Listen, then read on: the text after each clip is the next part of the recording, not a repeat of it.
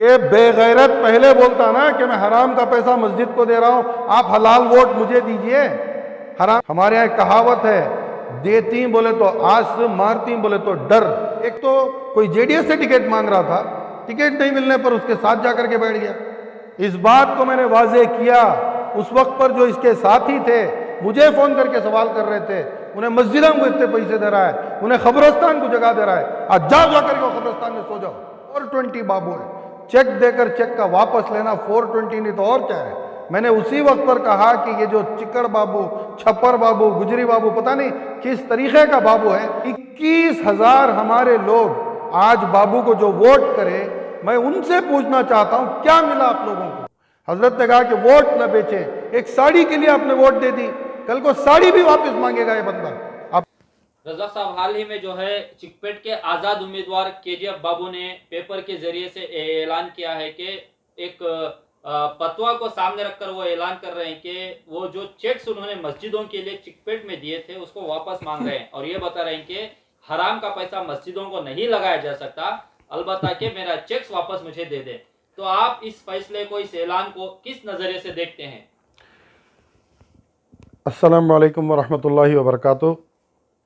देखिए, इलेक्शन के टाइम पर ही मैं प्रेस क्लब में एक प्रेस ब्रीफ दिया था, जिस वक्त पर मैंने साफ लफ्ज़ों में कहा था कि ये शख्स, ये बंदा जीतने की उम्मीद से, एमएलए बनने की उम्मीद से नहीं खड़ा है, ये मुसलमानों को धोखा देने की नीयत से खड़ा है। उसी वक्त पर जब मैंने इसके लिए अल्फाज इस्तेमाल किए तो लोग मुझे फ़ोन कर करके उल्टी बात करने लगे। मैं उसी वक्त पर कहा था कि ये फ्रॉड बाबू है, आज इसकी हरकत फ्रॉड नहीं तो और क्या है। उसी वक्त पर मैंने कहा कि ये 420 बाबू है, चेक देकर चेक का वापस लेना 420 नहीं तो और क्या है। मैंने उसी वक्त पर कहा कि ये जो चिकड़ बाबू, छप्पर बाबू, गुजरी बाबू, पता नहीं किस तरीके का बाबू है, ये बेगैरत बाबू कोई मुसलमानों का अच्छा करने के लिए नहीं आया था। मैंने उसी वक्त पर कहा था कि टूरिस्ट आते हैं और चले जाते हैं, लेकिन मुकीम जो रहते हैं बस उनका ख्याल करें, जो जीतने की उम्मीद पर है बस उनका साथ दें। 21,000 हमारे लोग आज बाबू को जो वोट करे, मैं उनसे पूछना चाहता हूं क्या मिला आप लोगों को। हजरत ने कहा कि वोट न बेचें, एक साड़ी के लिए आपने वोट दे दी, कल को साड़ी भी वापस मांगेगा ये बंदा, आप दे देंगे उठाकर। अरे कोई गीरत होती है एक इंसान के अंदर, इतना भी गैरत। मैंने बहुत सारे इलेक्शंस देखे, लेकिन ऐसा कोई उम्मीदवार, अरे दे देने के बाद कोई वापस लेता है। वापस लेने की बात सिर्फ मस्जिदों से हो रही है, और उन्होंने मंदिरों को भी दिया है। आ रहा हूं, मैं उस बात पे आ रहा हूं, क्योंकि देखिए खुली खुली बात है, इसकी कोई नीयत नहीं थी कि खड़कर वहां से उम्मीदवार बनकर, मतलब इलेक्शन जीत कर वहां के मुसलमानों की, वहां के पिछड़ों की, वहां के लोगों की, उस इलाके के लोगों की बेहतरी के लिए ये इलेक्शन में नहीं खड़ा था। ये बीजेपी का एक पपेट था। इस बात को मैंने वाजे किया। उस वक्त पर जो इसके साथी थे मुझे फोन करके सवाल कर रहे थे, उन्हें मस्जिदों को इतने पैसे दे रहा है, उन्हें खबरस्तान को जगह दे रहा है, आज जाओ जाकर के खबरस्तान में सो जाओ। है कोई खबरस्तान, है कोई जगह? मैं 10,000 घर बना देता हूं। अरे 10,000 घर 10 लाख रुपए के हिसाब से कितने हजार करोड़ हुए? 1,000 करोड़ रुपए कहां से लेकर कोई घर बना करके देगा? मैं जब तक जिंदा हूं मैं सिलेंडर दे दूंगा, तेरे मरने के बाद क्या हम लोग भूखे मरेंगे? और मैं तो यहां तक के कहता हूं कि पता नहीं कितने लोग उसका साथ दिए। एक तो कोई जेडीएस से टिकट मांग रहा था, टिकट नहीं मिलने पर उसके साथ जाकर के बैठ गया। अरे भाई तमाशा चला इस चिकपेट के अंदर। अल्लाह का करोड़ दर्जे करम है कि हम लोग 135 लेकर के आ गए। अल्लाह ना करे 108 या 109 पे रुक जाते तो खुदा की कसम इस रियासत की आवाम, मैं सिर्फ मुसलमान नहीं कह रहा हूं, इस रियासत की सारी आवाम चिकपेट इलाके के मुसलमानों को कभी माफ नहीं करती। अल्लाह ना करे अगर हम 109 110 पे रुक जाते। अल्लाह का एहसान है हम लोग 135 आ गए। वक्कलीगा जमात साथ दी, लिंगायत जमात साथ दी, दलित जमात साथ दी, हर तबका साथ दिया। क्यों? नफरत उतनी फैली हुई थी। चिकपेट के मुसलमानों को नफरत नहीं दिखाई दी। नहीं पता था इन लोगों के फजर के पर हमारी अजान नहीं हो रही है, नहीं पता है आप लोगों को कि हमें हमारी बकरीद मनाने के लिए रोका जा रहा है, नहीं पता है वो 6 मासूम बच्चियां जो हिजाब का मसला उठाई थी उसको लेकर के बवाल मंडिया तक मचता है। मंडिया के लड़कों को क्या भाई, अगर मंगलूर की बच्चियां हिजाब पहने या ना पहने। तो ये सारी नफरतों को जब देखिए, जब नफरत ज्यादा हो जाती है ना तो पलट जब होता है तो ऐसे ही होता है। लेकिन आइंदा चलते एक बहुत बड़ा इलेक्शन है, ऐसे टूरिस्ट बार बार आएंगे। सर, घर बनने का जो ऐलान किया था, जो घर तोड़े गए हैं वो भी अभी तक कंप्लीट से बंधे नहीं हुए हैं। अब तो मैं कहता हूं कि जो उनको इजाजत दिए ये उनकी जिम्मेदारी होती है, वक्फ बोर्ड की जिम्मेदारी होती है, केएमडीसी की जिम्मेदारी होती है, केएमसी की जिम्मेदारी होती है कि उन गरीबों का घर बांध के दें। मैं उस आवाम को भी कसूरवार नहीं ठहरा सकता।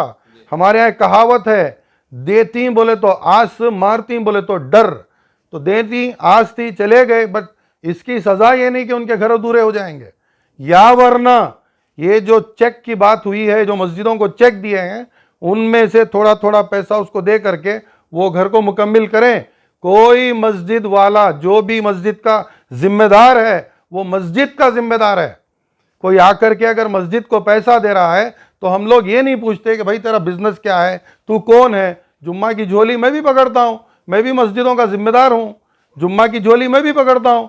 तो झोली के अंदर जो पैसा पड़ता है, जो भी डालता है, वो जैसा भी इंसान हो, वो जाने, उसका रब जाने। फतवे का हवाला देकर चेक वापस मांगने का ऐलान। अरे कौन पूछा था फतवा जाकर के? एक तरफ से फतवा देते हैं कि ऐसा पैसा नहीं लेना चाहिए। इस पर कोई फतवे वतवे की बात नहीं है, सिंपल बात है। जुम्मा की झोली में कोई पैसा डाल रहा है तो आप देख करके ले रहेंगे पैसे। आप कौन होते हैं ये तय करने वाले कि देने वाला कौन है? जो भी मस्जिद को दे, वो पैसा आप जब ले रहे हैं तो वो पैसा मस्जिद का हो गया। हराम का पैसा मस्जिदों को लगाया नहीं जा सकता है। खुले अल्फाज में केजीएफ बाबू ने भी ऐलान किया है कि वो उनका पैसा हराम का है। तो ये बेगैरत पहले बोलता ना कि मैं हराम का पैसा मस्जिद को दे रहा हूं, आप हलाल वोट मुझे दीजिए। हराम का पैसा मस्जिद को दे करके हराम काम करके निकल गया। कहाँ है केजीएफ बाबू आज? मैंने पहले ही वाजे किया था, मैंने पहले ही बोला था कि ये भाग जाएगा, भाग जाएगा, ये नहीं रुकेगा। इसकी नीयत थी कि कांग्रेस को हराएं, बीजेपी को जिताएं। पीछे से इनके डीलिंग्स होते हैं। सर पे हिंदू एक भगवान की मूर्त रख करके कसम खा रहा है, किसी मंदिर की इस पर जाकर के अपना माथा टेक रहा है। अरे इससे बड़ा मुर्तद तो कोई हो नहीं सकता ना। तो इस मुर्तद को आज चेक वापस दे देंगे। मैं तो ये कहता हूं कि जो भी डेट का चेक है, उस डेट पे वो चेक बैंक में जाएगी। अगर वो पैसा नहीं आएगा तो उसके जो 119 केसेस हैं जो मैंने वाजे किए हैं, मैं पूरे उसके क्रिमिनल केसेस की कॉपी आपको दूंगा, आप डालिए इसके अंदर, आवाम देखे। अरे एक भिखारी जिसकी पत्नी ये कहती है, जिसकी बीवी ये कहती है कि वो 1600 करोड़ की मालकीन है, 5 सालों में 5 रुपये इनकम टैक्स नहीं भरी, खुद की अपनी बीवी के अकाउंट में 312 रुपये हैं, मिलर्स रोड की HDFC बैंक में 1200 रुपये हैं। ये बंदा तुम्हारा भला करेगा? क्या एविडेंस है आपके पास बैंक के डिटेल्स? मेरे पास पूरे के पूरे एविडेंस मौजूद हैं। मैं आपको इसकी एक कॉपी दूंगा, आप डालिए, आवाम देखे। क्योंकि उन्होंने नॉमिनेशन फाइल किया था और नॉमिनेशन पे झूठ बोलना क्रिमिनल ऑफेंस है। कोई नॉमिनेशन में झूठ नहीं बोल सकता।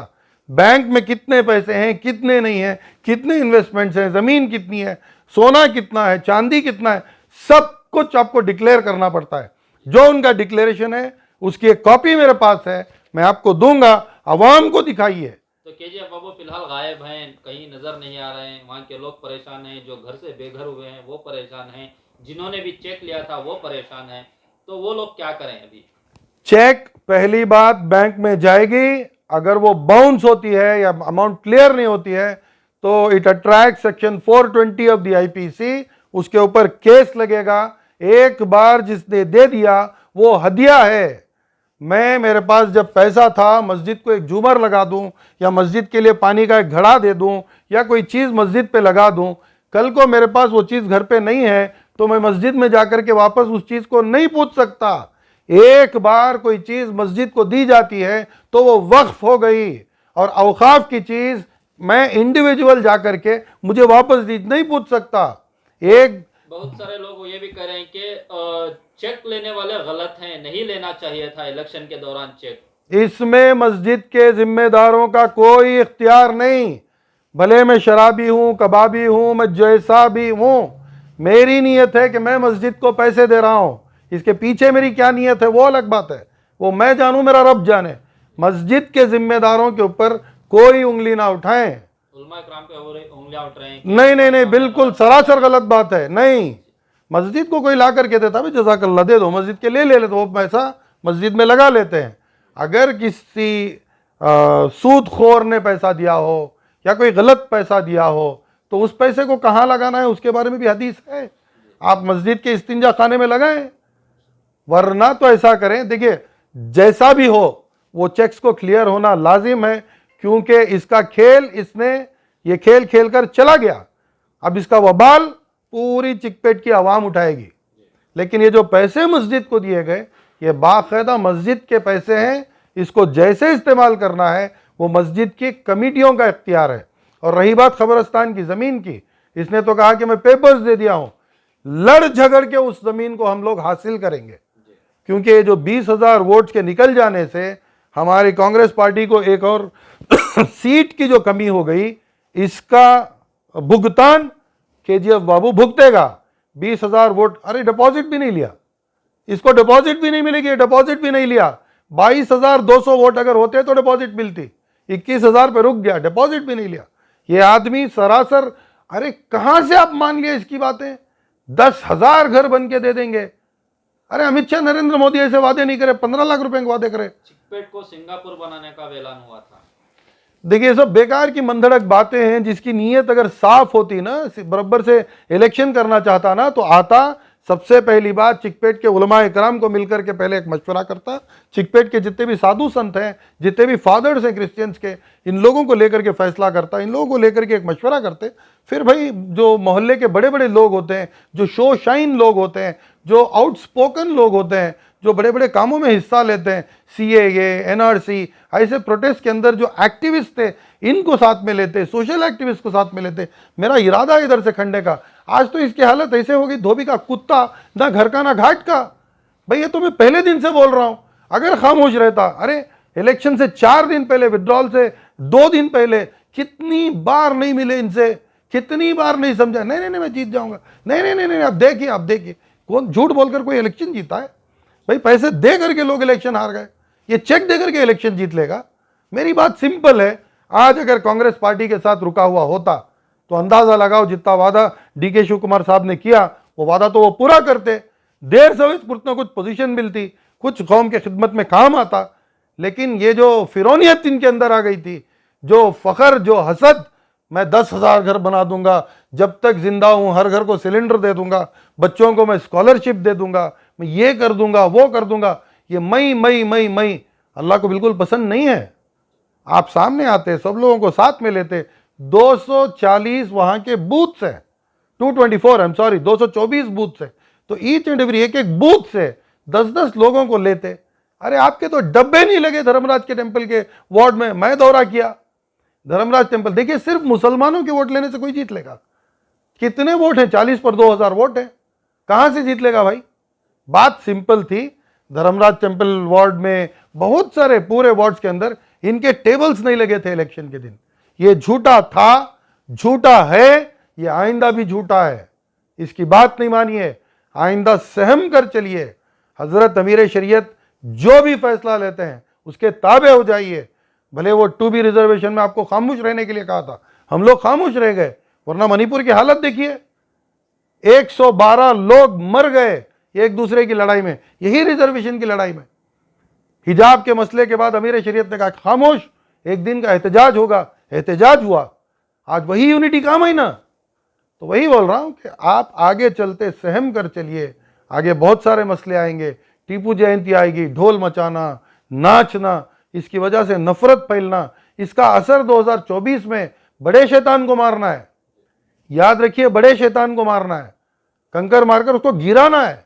तो उसके लिए हम लोगों को एक साथ होना होगा।